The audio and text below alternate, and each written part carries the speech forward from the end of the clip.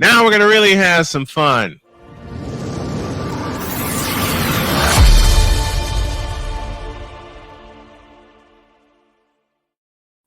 Alison Moran has joined us. Good morning. Good morning. How's everybody today? We're doing great. How are you? Good. Wow. This is the most people I've ever seen in your studio, Brian. It's like conducting an orchestra. It's like conducting an orchestra, isn't it? Yeah, it is. Where do you want to start? Where do I want to start? Wow. I get the ball today, huh? Wow. Yep. This man is giving up command. How dangerous a move that can be. Let's start with the WNBA playoffs first. We got some battles going on here in the semifinal round. You've got the New York Liberty versus the Las Vegas Aces. Let's start there because New York Liberty takes all prisoners, and they're all named the Las Vegas Aces, specifically in an 87-77 victory on Sunday by the Liberty. You had one Asia Wilson, the most valuable player of the WNBA, surrounded. There was more double teaming, triple teaming. I mean, they shut this woman down by a long shot. Listen, I've never seen so many players surrounding Asia Wilson in the entire WNBA season. But even with that, they limited her to only 21 points. Now, for anybody else, 21 points is a damn fine game if you think about it. But let's look at it again. There is only one Asia Wilson in the WNBA, and to get her down at 21 points is quite a feat. She was usually 28 points per season. Did you guys get to watch the game on Sunday? I watched a piece of it. I watched a piece of it. Trying to keep the echo down a little bit. I watched a piece of it, but there was football on in my house also. So I had this monitor watching the 49ers and the Patriots, and I had this monitor split with my camera, the WNBA playoffs, and other late games that we were all taking a look at. Got it. Yeah. It was like that in our house as well. And we had lots of games going on all day, but we did have the WNBA playoffs on, and and I will tell you that there's two things going in this best of five series that really does favor New York this year. This is a rematch of the WNBA finals of 2023, and unlike last year in this best of five series, the Las Vegas Aces are not at home. They're in New York. They're going to be in New York for tonight's game, and it's not so they don't have the 6-man advantage. That said, they have Kelsey Plum and they have Asia Wilson now looking for blood, and they're not going to go quietly. After all, let's put it this way. Here's a stat that you might want to know. Throughout WNBA history, teams that go 1-0 in the best of five series have won 77% of the time. And so you've got that going for the New York Liberty. The second thing is that they need they have a certain amount of revenge. that the Liberty is working to address. I would say that Becky Hammon, coach of the Las Vegas Aces, have a true and fulfilled mission ahead of them, and that is that they are going to have to find a way to shut down Sabrina Ionescu as well as Brianna Stewart, because those two are out for their title this year, without a doubt. They are in they're in a good shape for that. Second of all, you've got to have more production on defense for the Aces. They were pathetic, frankly, on Sunday. So you've got those two things going for you. Did you have anything to add to that, any of you guys? Not really. Actually, as a dog put here in our private chat, 34 for Brianna Stewart in game one. Ionescu had 21, and once those two are working together, and once they are clicking, because that was missing last year in their finals matchup. Once they start clicking, they are hard to stop. Game two coming up soon. And speaking of great games, you have the Sun and the Lynx in a 3-point difference in game one. Connecticut was a defensive team all year long. Now what? Oh my God. Well, let's put it this way. The biggest difference in this game was Marina Mabrey, who the Sky will forever be. I mean, any move stupider than trading her away to the Connecticut Sun. I'm floored. Okay. I am so flummoxed. Even, 3 months later, two months later that they traded her away. She had 6 3-pointers.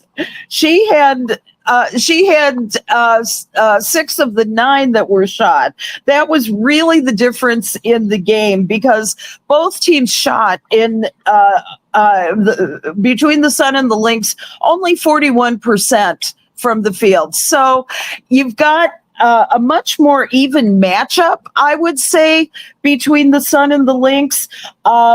What they did, what the Sun did really was to limit Nafisa Collier, who had been averaging 40 points in round one. She was limited to 19 points and 9 rebounds, which would be a season average for some WNBA players, but for Nafisa Collier, the defensive player of the year, that was a pretty lousy game, and she expressed as much, afterwards, that it was very difficult. Now, the Sun also got a lot stronger on contested shots in the second half. That was the other very big deal that they had going for them. And also, they got Alyssa Thomas and Duana Bonner on in the last few minutes of the final quarter. They scored 9 of the final 11 points. So it was really a matter of who could overpower one another, because that lead changed, about 6 or 7 times in the final 5 minutes. I mean, it was incredible. And what do the Lynx have to do to stay in? And as well as justify Cheryl Reeves, Coach of the Year, her 4th. They got to make better shots. They just got to make better shots. let's just say this, that Collier had averaged 20.6 points per game and 49% field goal shooting. She's got to get back to that. It is impossible for the Lynx to play the way they have been and hope to win yet another championship for them. But it's going to be a dogfight. And I think we know all of that. There will be a dogfight as they take on as they take on tonight what they need to do. I think that all these series ought to go 1-1 going into this best of 5 series. So I'm pretty sure that you're going to see one hell of a matchup. I can't wait for it. Teresa Witherspoon fired as the Chicago Sky coach. Your thoughts on that? Stupid. Agreed. Stupid. Yeah, the reason. Yeah, 1 year to turn around a pathetic franchise, giving away Marina Mabry. Really, I think the changes needed to be above Witherspoon's pay grade, first of all. Second of all, Angel Reese said it best during in a heartfelt tweet, saying what an incredible coach she was, that she was there. Spoon was there for Angel Reese during the final, during the entire season, nurturing her. She would call her at 3:00 in the morning, and Coach Spoon would be there for her. Now, you want to take away the star coach? The Stars coach is the reason. It would have been like taking away Phil Jackson if Michael Jordan ever needed a cry at 3:00 in the morning. He never admitted publicly, but for God's sakes, you don't take away the Stars' number one confidant shoulder to cry on. You don't do that. I think the biggest issues that Spoon faced was in perhaps, I think that she was a first-time coach. And even my boyfriend Greg said, you give them 2 years to build. You give them 2 years. You don't take them away after 1 year. Right. And so the Sky's management has got to change. I know Mike Alter, their owner, has been pretty consistent over the years, but they have had probably more coaches than most over the last 15 years of their franchise. Say that again. Including the championship coach. Exactly. I mean, James Wade. He had just a mediocre season the year after the 2021 championship, and that's the reason why he was gone. They were by comparison not as good. He had the opportunity to go to the NBA. That was lucky for him, but they have had a problem. Now, despite what I said, that it was a mistake to get rid of her, there was an effort on social media to bring Spoon back. The Sky will never do that, those arrogant guys. They will not do that. And my guess is what they're going to go for the next time, if they're smart, is a much more seasoned coach, a much more able coach to deal with those with those particular issues that, say, Angel Reese will face as a second-year franchisee. The question too is what's going to happen with Chennedy Carter. I don't have a suggestion as to anything but keep the bitch. Keep her. If she does not, Wow. Yes. Keep Chennedy Carter. Keep the Barbie and Ken show moving. Who's been more electrifying to this season? Who's been greater to this season than that? I have flummoxed Brian and the rest of our team this I have been blown away. Keep her, but keep Chennedy Carter. She and Angel Reese are the heart and soul of this franchise. Brings up an interesting point, though. What's going to happen with the December dispersal draft? You know, the Golden State Valkyries are going to be playing next year in 2025, bringing the WNBA total to a lucky 13 teams. Now, that means that each franchise is not going to is only going to be able to protect 6 players, and the rest are up for grabs. The Golden State Valkyries will be able to poach, and I use the word poach, 1 player from each of the current 12 teams. And so what's going to happen is that the Sky and every other team are going to have to protect their 6 most valued players, which usually means their starting lineups. Which is going to be difficult when you talk about the impact of bench players, particularly as you run down the playoffs.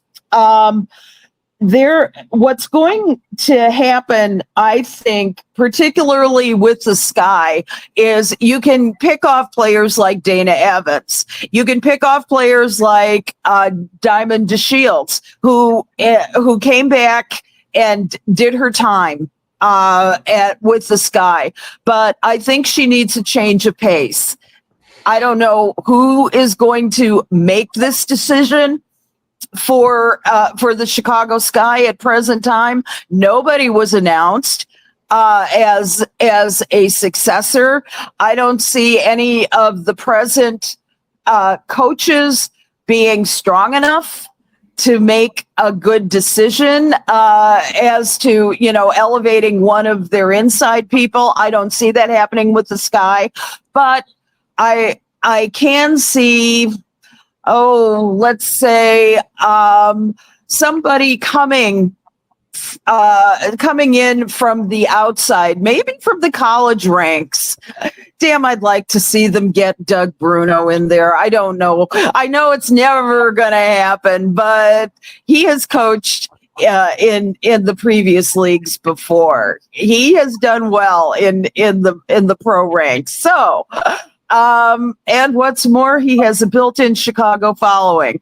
But just for the fun of it, it's nice to dream that way, even though it will never happen in 1,500,000 years.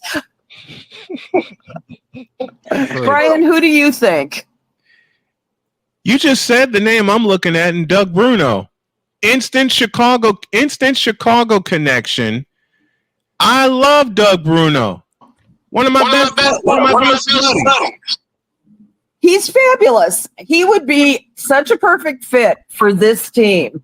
But that said, DePaul will let him coach until he goes to the great beyond. Yep.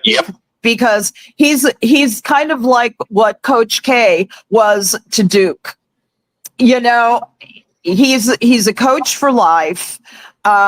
He's pushing on 70 years old, I believe. And, but you need to get somebody with that kind of caliber in order to make it work. Some names that have been bandied about have been the guy who was just fired from the LA Sparks, Kurt Miller, I believe, wasn't it? And I believe that he might bring. He's got a pedigree behind him. Why not him? We'll see. We'll see if the Sky can get smart about a hire for once in their sorry lives. I can't tell you what a frustration it's been for me. Lo, these many years of them trying to put together a championship franchise. They will be in the draft this year. So, Lord God willing, we get the number 1 draft pick. We get a coach who absolutely knows what they're doing. We'll see. Maybe here's a crazy thought again, but maybe Becky Hammon is really tired of the Las Vegas Aces. If they bow out in this round, I mean, it's likely never going to happen. It's about as much chance as we have of getting Doug Bruno. That said, there would be an instant turnaround because that woman takes no prisoners. She's very tough on her players, and she would be a wonderful fit, I think, for somebody like Angel Reese. But that too will never happen. But it is a good pie in the sky. You're going to see how serious the franchise is about really building on these 2 great superstars that somehow managed to get through this season with fabulous records, a rookie of the year contender in Angel Reese. I mean, it was only that wrist injury that probably stopped her momentum for being a contested and perhaps, co-rookies of the year with Caitlin Clark. So we'll see. We will see. One more point, and that's to the NWSL before we get on out of here. Red Stars are still in contention despite their latest loss, and I know this is big for you. Allie. I've been keeping an eye on them as well. What's their situation? Well, their situation right now is that they're still holding on to that last spot, although the contention will be that if they have one more loss, they're out of it. So what they need to do, something similar to what the Chicago Sky had to do, was win their last couple of games. They are in right now a very precarious position, and they just have to make sure their coach Lauren Donaldson will be needing very much to make sure that they are prepared for their last games. Their next game it will take place out of town. They've got to make sure that they are actually going to buckle down and get the job done. That's what I need to say about that. Well, we will see. Yes. Her name is Alison Moran, and she joins us every Tuesday morning for The Token Female. You can see the clips all on the Snowman Multimedia YouTube page, as well as snowmanmultimedia.net. Thank you, my dear. We love you, and we'll see you next week. We love you too. Have a wonderful, wonderful week, everybody. Thank you for listening to my rants.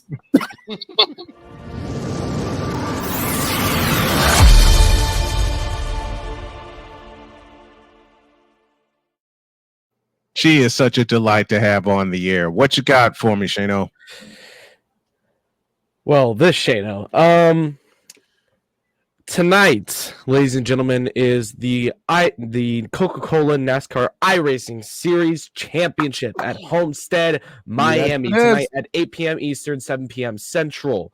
You could watch my favorite driver, Graham Bolin, fight to win his first championship in the iRacing Series, and we will talk more about that on Wednesday. The thing about it, Snowman, is the championship winner gets $100,000. I'd like $100,000 for driving. I know, right? I'd like $100,000 for driving. How you think this dude feels being a sim racer for over 19 years? I know. I'm just saying. Have a good night. Have a good day, everybody. Oh boy. Have a great day. God bless. Remember to make your next move your best move. And always remember, if your dreams don't scare you, they are simply not big enough. Dream big, do bigger. We are, and we hope y'all are too. So long, everybody.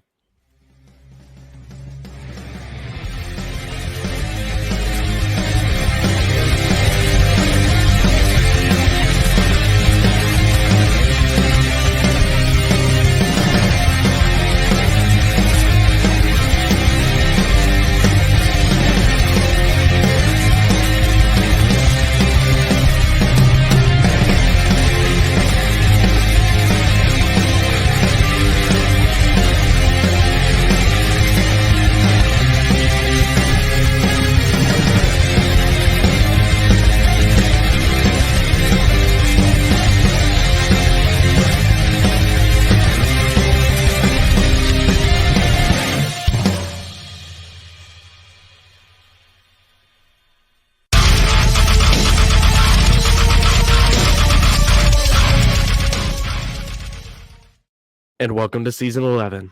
Hell yeah! See you tomorrow. Take care, all.